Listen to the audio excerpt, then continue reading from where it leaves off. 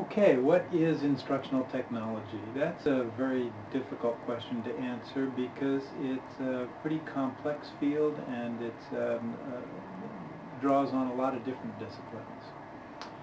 Um, I think I would start by saying it has two major parts. One part is the soft technology and the other part is the hard technology. The hard technology, of course, has to do with computers, multimedia equipment, and so forth.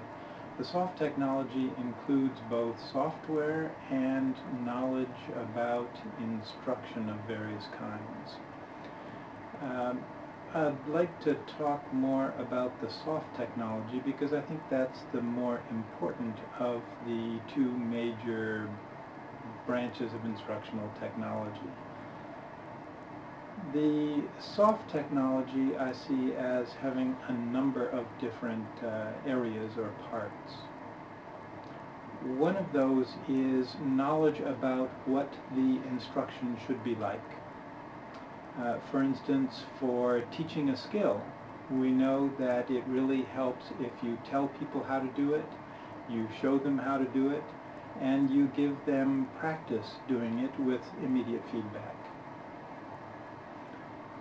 That gives you a vision of what the instruction itself should be like, and there is a considerable knowledge base called instructional design theory that deals with that, that kind of knowledge.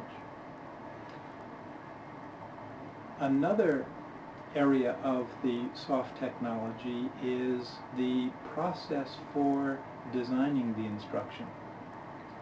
This process includes things like figuring out what the learners are like, figuring out what the goals and objectives of the instruction should be, what the content should be, how to uh, figuring out what other factors are important for selecting the particular methods of instruction and the particular content of the instruction. So there is a whole knowledge base called the ISD process that is also an important aspect of the soft technology. Now, there are various other areas that are also relevant. Certainly, learning theory is very helpful to understand in terms of providing a rationale for the instructional theory or methods that one uses. For instance, when we talk about telling, showing, and doing as important methods for skills, why do those methods work? The answer to that question comes from learning theory. So learning theory is an important aspect of our field as well. Another important aspect is project management. We find that many of our graduates end up in positions where they are managing projects to develop instruction. So project management is definitely an important knowledge base. Related to that are things like consulting skills, group process skills. Those kinds of things are also very important.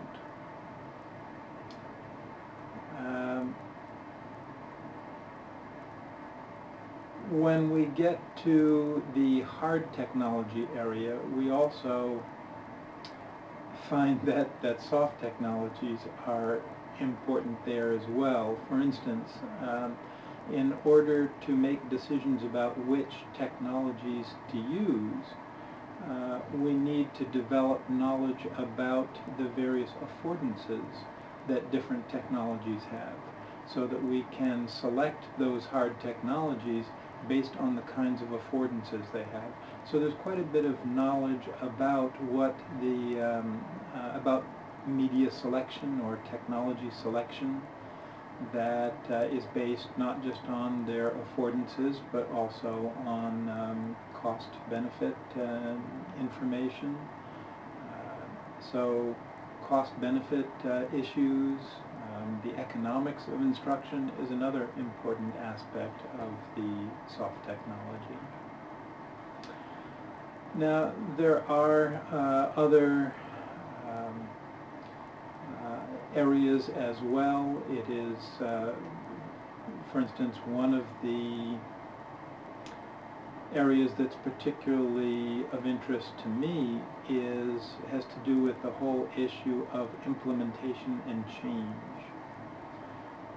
One of the things that I've found is that when you design good instruction that is really customized to individual learners' needs, that instruction then needs to be implemented within a larger system that may be incompatible with many elements of that customized learning.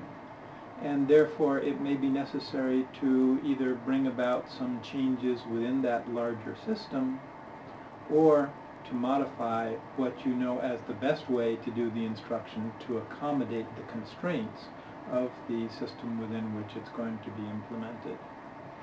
So issues around systems thinking, systems design, implementation, systemic change, those are all also very important issues in instructional technology. Related to that, in the corporate sector, is the whole area called human performance technology. And that, again, is kind of a broader view within which instructional technology appears. Human performance technology is concerned with the broader range of issues that impact on human performance. Knowledge or training is only one aspect, and other aspects include such things as incentive systems, motivation, organizational structures, tools that are available, and a variety of other factors. So in order to improve human performance, training is not always the best solution. It's not always a solution at all. So having knowledge about other kinds of interventions that can either replace instruction or supplement instruction are also very important. That covers the major areas, and of course there are additional areas that one could draw on. There's certainly many areas that help inform our field, such as motivation theory and systems theory, design theory, message design, interface design, and many more. So again, it's a very complex field that has many dimensions to it, but those are the major ones that I would mention to you.